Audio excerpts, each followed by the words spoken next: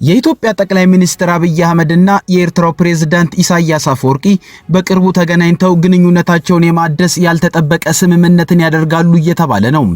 ይህ ነገር በተለይ ከኢትዮጵያ መንግስት ደጋፊዎች በኩል በስፋት እየተነሳ ነው። ካሉ ሁኔታዎች አንፃር መረጃውን እንፈትሸዋለን። በኢትዮጵያ ኩርሙክ ከተማ ሱዳን ፈጸመችው በተባለው የድሮን ጥቃት ሰላማዊ ሰዎች ሲገደሉ በርካታ እርዳታ ሰጪዎች ላይ ጉዳት መድረሱ ታወቀ። በብሪክስ ስብሰባ ኢራንና የተባበሩት አረብ ኤሚሬቶች ተካሰሱ። ጤና ይስጥልን ኢትዮ ፍሮንቶች ነን። አብራችሁን ስትቆዩ እነዚህን ጉዳዮች በስፋትና በጥልቀት በመረጃና ትንታኔ ትሰማላችሁ። እስከዛው ቻናላችንን ሰብስክራይብ፣ ላይክ እና ሼር እያደረጋችሁ አብራችሁን ቆዩ። የኢትዮጵያ ጠቅላይ ሚኒስትር አብይ አህመድና የኤርትራው ፕሬዝዳንት ኢሳያስ አፈወርቂ በቅርቡ ተገናኝተው ግንኙነታቸውን የማደስ ያልተጠበቀ ስምምነትን ያደርጋሉ እየተባለ ነው። ይህ መረጃ በስፋት እየተሰማ ያለው ከኢትዮጵያ ገዥ ብልጽግና ፓርቲ የማህበራዊ ሚዲያ ደጋፊዎች ነው። የኤርትራው ፕሬዝዳንት ኢሳያስ አፈወርቂና የኢትዮጵያ ጠቅላይ ሚኒስትር አብይ አህመድ በድጋሚ ታርቀው ሁለቱ ሀገራት የሰላም ስምምነት ሊያደርጉ ነው የሚለው መረጃ በስፋት መሰራጨት የጀመረው አሜሪካ በኤርትራ ላይ ጥላው የነበረውን ማዕቀብ በማንሳት ከአስመራ መንግስት ጋር ያላትን ግንኙነት በማደስ የኤርትራን ረጅም የባህር ጠረፍ ለመጠቀም ፈልጋለች ከተባለ በኋላ ነው። ዋሽንግተን የኤርትራን የቀይ ባህር ጠረፎችን መጠቀም የፈለገችው የኢራኑ የሆርሙዝ ሰርጥ አስተማማኝነቱ እየቀነሰ በመምጣቱና ተለዋጭ የነዳጅ ንግድ መስመር በቀይ ባህር እንዲሆንና ይህንኑ የባህር መስመር ደህንነትን ከነ ሀውቲ አይነት አማጽያን ለመጠበቅ የኤርትራ የባህር ጠረፍ ወሳኝና ሁነኛ ቦታ በመሆኑ ነው። ይህ መሰማቱ ያስደነገጣቸው የሚመስሉት የኢትዮጵያ ገዥ ፓርቲ ብልጽግና ፓርቲ ደጋፊዎች የአዲስ አበባ መንግስት ወቅቱ ያውርድልን ከዛም የአሰብ ወደብን ለኢትዮጵያ ይመልስ ከሚለው ትርክታቸው በአንድ የተገልብጠው ጠቅላይ ሚኒስትር አብይና ፕሬዝዳንት ኢሳያስ አፈወርቂ ታርቀው ሊፈራረሙ ነው ብለው አብዝተው መረጃን ማሰማት ጀምረዋል። እርግጥ የአዲስ አበባ መንግስትም የኤርትራና የአሜሪካ መንግስት እርቅ ጅማሮ መሰማትን ተከትሎ የውጭ ጉዳይ ሚኒስትር ጌዲዮን ጢሞቴዎስንና የብሔራዊ መረጃና ደህንነት አገልግሎት ዋና ዳይሬክተር ሬድዋን ሁሴንን ወደ አሜሪካ ልኮ የተለያዩ የትብብር ስምምነትን ተፈራርሟል። ከስምምነቶቹ መካከል የአፍሪካ ቀንድና የቀይ ባህር ደህንነትን በጋራ መጠበቅ የሚል አለበት። ይህን ተከትሎም ጠቅላይ ሚኒስትር አብይ አህመድና የኤርትራው ፕሬዝዳንት ኢሳያስ አፈወርቂ አሜሪካ በተገኘችበት ይደራደራሉ። አሜሪካም ኢትዮጵያ ከኤርትራ የባህር በርና ወደብ ጥያቄ እንዳላት እያወቀች አዲስ አበባን ሜዳ ላይ ጥላ ከኤርትራ ጋር ትታረቅም ማለትን አብዝተዋል የኢትዮጵያ መንግስት ሰዎች። ይህን ጉዳይ በመረጃዎች እንመረምረዋለን። እርግጥ አሜሪካ ከኤርትራ ጋር ሙሉ እርቅ አድርጋ ማዕቀቧንም አንስታ ግንኙነቷን ከማደሷ በፊት ኢትዮጵያና ኤርትራን ማቀራረብን አስቀድማ የጎረቤት ሀገራት ግንኙነት ባልሻከረበት ቀጠና ውስጥ አዲስ አይነት ግንኙነትን ትፈጥር ይሆናል። ግን ይህን የአሜሪካ ግዴታ አስመስሎ ማቅረብ እና አሜሪካ ኢትዮጵያ ከኤርትራ ጋር የምትፈልጋቸው የባህር በርና ወደብ ጥያቄ እንዳለ ያወቀች ያ ሳይፈታ ከአስመራ ጋር ግንኙነትን አታደርግም ብሎ መናገር በሉዓላዊ ሀገራት መካከል ስለሚደረግ ግንኙነት በቂ ግንዛቤ ካለመኖር የመጣ ነው።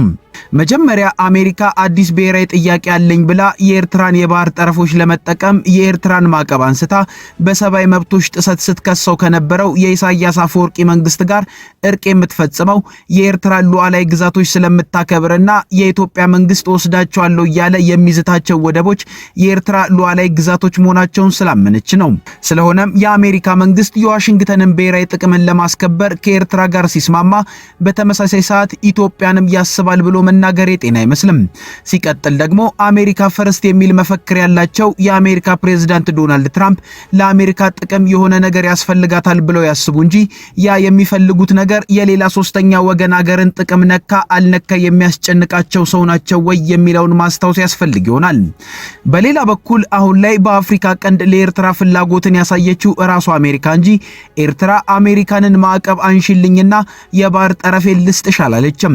የዓለም አቀፍ ወቅታዊ ሁኔታና ተፈጥሮ እንዲሁም የታሪክ አጋጣሚ የሰጧት ጸጋዎች ኤርትራን በዚህ ጊዜ በልዕለ ኃያሉ አሜሪካ ተፈላጊ አድርጓታል። ይህ ደግሞ የመደራደር አቅሟን ከፍ ያደርገዋል። ኤርትራን ፈልጎም ኤርትራን እንደ ኢትዮጵያ ላለ ሶስተኛ ወገን ሀገር የባህር በር እንድትሰጥ ማስገደድም ለአሜሪካ የሚሆንም አይመስልም፣ ፍላጎቷም አይደለም። ከዚህ አንጻር ሲታይ ከኢትዮጵያ መንግስት ደጋፊዎች በኩል የሚነሱ የአብይና ኢሳያስ ድርድር ጉዳዮች የአሜሪካ ከኤርትራ ጋር እርቅን መፈለግን ተከትሎ የተፈጠረው ዱብዳ እስካሁን የኤርትራን መንግስት ድምጥማጡን አጥፍተን ኢትዮጵያን የባህር በር ባለቤት እናደርጋታለን እያሉ ሲያራምዱት የነበረው ፕሮፓጋንዳ ላይ ያልታሰበ አደጋ ስለመጣ እሱን መወጣጫ የተጠቀሙበትን የሚመስለው። ነገር ግን ጠቅላይ ሚኒስትር አብይ አህመድና ፕሬዝዳንት ኢሳያስ አፈወርቂ ታርቀው ኢትዮጵያና ኤርትራ አይቀራረቡም የሚል ጭፍን አቋም የለንም። ችግራችንም የመንግስት ደጋፊዎች ከሚደረድሩት አመክንዮ እንጂ አስመራና አዲስ አበባ ከመታረቃቸው አይደለም። አሜሪካም በተካረሩ ጎረቤታሞች መሃል ከመግባት ይልቅ ውጥረት የረገበበት ቀጠና ላይ መሆኑ ይጠቅማት ይሆናል። ለዛም ኢትዮጵያና ኤርትራን ታቀራረብ ይሆናል። ያኔም የኤርትራ መንግስት ኢትዮጵያ ወደቦቹን ለንግድ እንድትጠቀም ሊፈቅድ ይችላል። ምክንያቱም ለወታደራዊ የባህር ኃይል እንጂ ለንግድ ዓላማ ወደቦችን ለኢትዮጵያ የመከልከል ዓላማ እንደሌለው የኤርትራ መንግስት ደጋግሞ ስለተናገረም በኢትዮጵያ ኩርሙክ ከተማ ሱዳን ፈጸመችው በተባለ የድሮን ጥቃት ሰላማዊ ሰዎች ሲገደሉ በእርዳታ ሰጪዎች ላይም ጉዳት ደረሰ። ከሱዳን ድንበር አቅራቢያ በሚገኘው በቤኒሻንጉል ጉሙዝ ክልል አሶሳ ዞን ኩርሙክ ወረዳ ኩርሙክ ከተማ ውስጥ በተፈጸመ የድሮን ጥቃት አንድ የዓለም አቀፍ የስደተኞች ድርጅት የሥራ ባልደረባን ጨምሮ ቢያንስ 8 ሰላማዊ ሰዎች መገደላቸውንና ሌሎች በርካታ ሰዎች መቁሰላቸውን ነዋሪዎችና የአካባቢው የጤና ባለስልጣናት ገልጸዋል።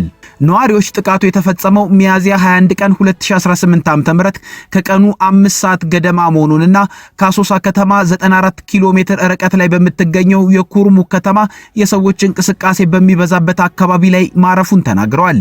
የዓይን እማኞች ድሮኑ የመጣው ከሱዳን ብሉ ናይል ግዛት አቅጣጫ መሆኑን ጠቅሰው የሱዳን ጦር ከፈጣን ድጋፍ ኃይሎች RSF ጋር እያካሄደ በነበረው ግጭት ወቅት ጥቃቱ እንደተፈጸመ አስረድተዋል። ነዋሪዎቹ እንደገለጹት ጥቃቱ በአካባቢው በሚገኙ የቡና ማስጫና የንግድ ቦታዎች ተሰብስበው በነበሩ ሰላማዊ ሰዎች ላይ ያነጣጠረ ነው። አንድ ነዋሪ ለአዲስ ስታንዳርድ በሰጠው ቃል ሱዳን ሰላማዊ ሰዎችን በድሮን መታለች፣ ቢያንስ 13 እና ከዚያ በላይ የሚሆኑ ሰዎች ሕይወት አልፏል ብሏል። ነዋሪው አክሎም የሱዳን ጦር የፈጣን ድጋፍ ኃይሎች RSF ተዋጊዎች ወደ ድንበሩ አካባቢ ገብቷል ብሎ በማመኑ ጥቃቱን እንደፈጸመ ገልጿል። ሌላ ነዋሪ በበኩሉ አሁን 3ኛ ዓመቱን የያዘው የሱዳን ግጭት ከጊዜ ወደ ጊዜ ወደ ኢትዮጵያ የድንበር አካባቢዎች እየተሻገረ መሆኑን ገልጿል።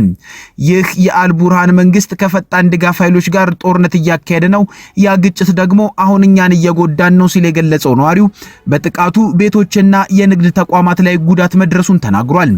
ተጎጂዎች ለድንገተኛ ሕክምና ወደ ተወሰዱበት ሆራዛብ ጤና ጣቢያ የሚሰሩ ባለሙያዎች ከጤና ጣቢያው 7 ኪሎ ሜትር ርቀት ላይ ከደረሰው ፍንዳታ በኋላ በርካታ ተጎጂዎች ወደ ተቋሙ እንደመጡ ገልጸዋል። መጀመሪያ የመጣችው እግሯ የተቆረጠ አንዲት ወጣት ነበረች። በአስቸኳይ ቀዶ ጥገና የሚያስፈልጋትና በከባድ ሁኔታ ላይ ነበረች ብለዋል። ከዚያም ብዙም ሳይቆይ በከባድ ሁኔታ የቆሰሉ ሰላማዊ ሰዎች በተከታታይ ወደ ጤና ጣቢያው የመጡ ሲሆን በኋላም በአምቡላንስና በዓለም አቀፉ የቀይ መስቀል ኮሚቴ ICRC ተሽከርካሪ ወደ ደሴ ሆስፒታል መላካቸውን ገልጿል። 5 አስከሬኖች እዚህ መጥተዋል። 2ቱ በቤተሰቦቻቸው ተለይተው እዚሁ የተቀበሩ ሲሆን 3ቱ ደግሞ ማንነታቸው ሳይለይ ተቀብረዋልም ብለዋል። የአካባቢው ነዋሪዎች የፈጣን ድጋፍ ኃይሎች RSF ተዋጊዎች የኢትዮጵያን ወታደራዊ ደንብ ልብስ በመልበስ በድንበር በሚገኙ ቀበሌዎች ውስጥ እየተንቀሳቀሱ መሆኑን ጠቅሰው ዝርፊያ፣ ማስፈራራትና ጾታዊ ጥቃትን ጨምሮ በሰላማዊ ሰዎች ላይ በደል እያደረሱ መሆኑን ከሰዋል። በኢትዮጵያ ግዛት ውስጥ ጥቃት የተፈጸመው በኢትዮጵያና በሱዳን ድንበር ላይ ውጥረት እያየለ በመጣበት ወቅት ነው። ከሚያዝያ ወር ጀምሮ ሱዳን ከኢትዮጵያ የቤኒሻንጉል ጉሙዝ ክልል ጋር በሚዋሰነው የብሉ ናይል ግዛት እንዲሁም ከአማራ ክልል ጋር በሚዋሰነው አዋዛጋቢው የአልፋሽጋ አካባቢ የጦር ኃይሏንና የአየር መከላከያዋን እያጠናከረች መሆኑ ተዘግቧል። በኢትዮጵያ መንግስትና በሱዳን ዓለም አቀፍ ዕውቅና ባለው የጀነራል አብዱል ፈታህ አልቡርሃን መንግስት መካከል ይህ አይነቱ ወታደራዊ መፋጠጥ የበረታው ኢትዮጵያ ለአልቡርሃን ተቀናቃኝ ለጀነራል መሐመድ ሐምዳን ዳጋሎ ኃይሎች ወታደራዊ ካምፕ መስሪያ ቦታን በቤኒሻንጉል ጉሙዝ ክልል መስጠቷና ከባህር ዳር አየር ማረፊያ በተነሳ አውሮፕላን በሱዳን ካርቱም አየር ማረፊያ ላይ ጥቃት ደርሷል ከተባለ በኋላ ነው። የሱዳን መንግስትም በዚህ ላይ በኢትዮጵያ መንግስት ላይ ክስ ሲያሰማና ሀገራቱ በመግለጫ ሲካሰሱ ተደምጠዋል። ኢራንና የተባበሩት አረብ ኤሚሬቶች በብሪክስ ተካሰሱ። ኢራንና ኤሚሬቶች በብሪክስ የውጭ ጉዳይ ሚኒስትሮች ስብሰባ ላይ ነው መወዛገባቸው የተሰማው። ህንድ ውስጥ በሚካሄደው የብሪክስ ስብሰባ ላይ እየተሳተፉ ያሉት የኢራን የውጭ ጉዳይ ሚኒስትር አባስ አራቺ የተባበሩት አረብ ኤሚሬቶች ኢራን ላይ በተከፈተው ወታደራዊ ዘመቻ ቀጥተኛ ተሳትፎ ነበራት ሲሉ መክሰሳቸውን የኢራን መገናኛ ብዙሃን ዘግበዋል። ውዝግቡ የተነሳው ኤሚሬቶች የእስራኤል ጠቅላይ ሚኒስትር ቤንጃሚን ኔታንያሁ በኢራን ጦርነት ወቅት ወደ ሀገሪቱ መጓዛቸውን በመግለጽ ያወጡትን መግለጫ ባስተባበለች ማግስት ነው።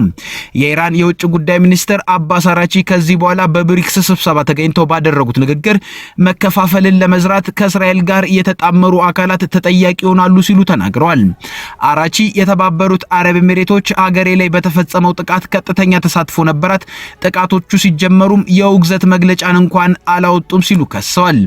አራቺ በብሪክስ ስብሰባ ላይ ይህን የተናገሩት ለኤሚሬቶች ተወካይ ንግግር በሰጡት ምላሽ መሆኑ ተነግሯል። የኤሚሬቶች ተወካይ የሰጡት አስተያየት ግን ምን እንደሆነ ዘገባዎች አልጠቀሱም። ዘገባዎች እንደሚያመለክቱት የኢራኑ የውጭ ጉዳይ ሚኒስትር የአሜሪካ ጦር ሰፈሮችም ሆኑ ከእስራኤል ጋር ያላት አጋርነት ለኤሚሬቶች ደህንነት አላስገኘላትም በማለት ኢራንን በተመለከተ የምትከተለውን ፖሊሲን በድጋሚ ማጤን ይኖርባታል ነው ሲሉ የተናገሩት። ጎን ለጎን ሆነን በሰላም መኖር አለብን። ይህ ደግሞ የሰላማዊ ግንኙነቶችን መኖርና በሁለቱ ሀገራት መካከል ሙሉ የሆነ መረዳዳትን ይጠይቃልም ብለዋል። ከሆርሙዝ ጋር በተያያዘ ደግሞ በሆርሙዝ ወሽመጥ መርከቦች ላይ አዲስ ጥቃቶች መፈጸማቸው ተገልጿል። በተባበሩት አረብ ኤሚሬቶች መልህቁን ጥሎ የነበረ መርከብ ተይዞ ወደ ኢራን መወሰዱንና ሌላ መርከብ ላይ ደግሞ በተፈጸመ ጥቃት መስጠሙን የተነገረው በሆርሙዝ ወሽመጥ የሚጓዙ መርከቦችን በተመለከተ የተፈጠረው ውጥረት እንዲባባስ ስላደረጉት እነዚህም ክስተቶች እስካሁን ኃላፊነት የወሰደ አካል የለም። ቫንጋርድ የተሰኘው የማሪታይም አደጋ አስተዳደር ኩባንያ እንደገለጸው መርከቡ በኦማን ባህረ ሰላጤ የተያዘው በኢራን ወታደሮች ነው። የዩናይትድ ኪንግደም የማሪታይም ንግድ ኦፕሬሽን ድርጅት በበኩሉ በአሁኑ ሰዓት መርከቡ ወደ ኢራን ግዛት ውስጥ ወደሚገኘው የውሃ ክፍል እየተጓዘ ነው። ቢቢሲ ቬሪፋይ ማሪን ትራፊክ ከተሰኘ የባህር ጉዞ መከታተያ ድረገጽ ላይ ያገኘው መረጃ እንደሚያመለክተው መርከቡ ረቡዕ ዕለት ከሆርሙዝ ወሽመጥ አቅራቢያ ከኤሚሬቶች ፉጃይራ ወደብ 70 ኪሎ ሜትር ርቀት ላይ ነበር። ሁዋቹዋን የተባለው ይህ መርከብ አስተዳዳሪዎች ለቫንጋርድ እንደገለጹት መርከቡ የንግድ መርከቦችን ከባህር ወንበዴዎች ለሚከላከሉ የደህንነት ተቋማት የጦር መሳሪያዎች ማከማቻ ሆኖ ያገለግል ነበር። ቢቢሲ በመርከቡ ላይ ምን እንደነበር ወይም በማን ጥቅም ላይ ይውል እንደነበር ማረጋገጥ አልቻለም። የአሶሺየትድ ፕሬስ ዘገባ እንደሚያመለክተው ክስተቱ የተፈጸመው አንድ የኢራን ከፍተኛ ባለስልጣን ቴህራን በወሳኙ የባህር መተላለፊያ ላይ ያላትን ቁጥጥር በድጋሚ ከገለጹ በኋላ ነው። ሌላ ባለስልጣን ደግሞ ከአሜሪካ ጋር ግንኙነት ያላቸውን የነዳጅ ጫኝ መርከቦች የመያዝ መብት አለም ብለው ነበር። የመርከብ መያዙ የተሰማው የህንድ ሰንደቅ ዓላማ የሚያውለበልብ መርከብ ረቡዕ ዕለት በኦማን የባህር ዳርቻ ላይ ጥቃት እንደተፈጸመበት ከተገለጸ በኋላ ነው። ሀጂ አሊ የተባለው መርከብ በኦማን ባህር ዳርቻ እንደሰጠመም ተገልጿል። መርከቡ የሰጠመው በድሮን ወይም በሚሳኤል እንደተፈጸመ በተጠረጠረ ጥቃት ፍንዳታ ከተሰማ በኋላ መሆኑን የቫንጋርድ መረጃ ያሳያል። የህንድ ባለስልጣናት ዛሬ ባወጡት መግለጫ በመርከቡ ላይ የነበሩ የህንድ ዜግነት ያላቸው ሰራተኞች በሙሉ ደህንነታቸው ተጠብቋል። የኦማን ባለስልጣናት ላከናወኑት የነፍስ አድን ስራም እናመሰግናለን ብለዋል። መርከቡ ላይ የነበሩ 14 ሰራተኞች በኦማን ባህር ዳርቻ ዘብ አባላት አማካኝነት ወደ አገሪቱ ዲባ ወደብ መወሰዳቸውን የህንድ ባለስልጣናት ጠቅሰዋል። መርከቡ ከሶማሊያ ተነስቶ ሻርጃ ወደሚገኘው የኤሚሬቶች ወደብ እየቀዘፈ እንደነበር የባህር ጉዞ መከታተያ ማሪን ትራፊክ አሳይቷል። ኢራን ከኤሚሬቶች በተነሱ መርከቦች ላይ ይህን ጥቃት ማድረሷ ቢዘገብም በአንጻሩ በጎረቤቶቿ ላይ ስጋት የመሆን አቅሟ በከፍተኛ መጠን መውረዱን ደግሞ የአሜሪካ ወታደራዊ አዛዥ ገልጿል። የአሜሪካ ማዕከላዊ እዝ አዛዡ አድሚራል ብራድ ኩፐር በተፈጸሙት ጥቃቶች ምክንያት የኢራን መከላከያ ኢንዱስትሪ 90% ወደ ኋላ መመለሱን ገልጸዋል። ወታደራዊ አዛዡ ይህን ያሉት የተለያዩ መገናኛ ብዙሃን የአሜሪካ የስለላ መረጃን መሰረት አድርገው ባወጡት ዘገባ የኢራን የሚሳኤል ክምችት ፕሬዝዳንት ዶናልድ ትራምፕ በሚገልጹት ደረጃ ጉዳት እንዳልደረሰበት ከዘገቡ በኋላ ነው። የአሜሪካው ጋዜጣ ዋሽንግተን ፖስት ኢራን አሁንም ከፍተኛ የባላስቲክ ሚሳኤል አቅም እንዳላት የሲአይኤ ሪፖርትን ጠቅሶ ባወጣው ዘገባ አስነብቦ ነበር። ኢራን ከጦርነቱ በፊት ከነበሯት ተንቀሳቃሽ ሚሳኤል ማስወንጨፊያዎች ውስጥ 75% እንዲሁም ከሚሳኤል የሚሳኤል ክምችቷ 70% አሁንም እንደያዘች ተገልጿል። የዜና ወኪሉ ሪውተርስም ኢራን ከምድር ስር ባሉ ተቋማት ከፍተኛ የሚሳኤልና የድሮን ክምችት እንዳላት ዘግቦ ነበር። ሪውተርስ ቀድሞ ያወጣው ዘገባ እንደሚያሳየው የአሜሪካ ማዕከላዊ እዝ አዛዡ አድሚራል ብራድ ኩፐር እነዚህን ዘገባዎች በቀጥታ ጠቅሰው ምላሽ ከመስጠት ተቆጥበዋል። ይሁን እንጂ በሴኔት ኮሚቴ በነበረው ስብሰባ ላይ ኢራን በከፍተኛ ደረጃ የወረደች ስጋት ነች፣ ከአሁን ወዲህም ከዚህ ቀደም ማድረግ ይችሉት በነበረው መንገድ በሁሉም ዘርፍ ቀጠና አጋሮች ወይንም አሜሪካ ላይ ስጋት አይጥሉም ብለዋል። ወታደራዊ አዛዡ አክለውም ከአሁን በኋላ ኢራን በቀጠናው የሚገኙ ዋነኛ አጋሮቿ ለሆኑት ሂዝቦላህ፣ ሁቲና ሐማስ መሳሪያ እንዲሁም ሌሎች ሀብቶችን ማስተላለፍ እንደማትችል መናገራቸውን ዘገባ ያሳያል። ከኢትዮ ፍሮንት የዛሬ ጉዳዮቻችን እነዚህ ነበሩ። አብራችሁን ስለሆናችሁ እናመሰግናለን። ቻናላችንን ሰብስክራይብ አድርጉልን። መልካም ጊዜ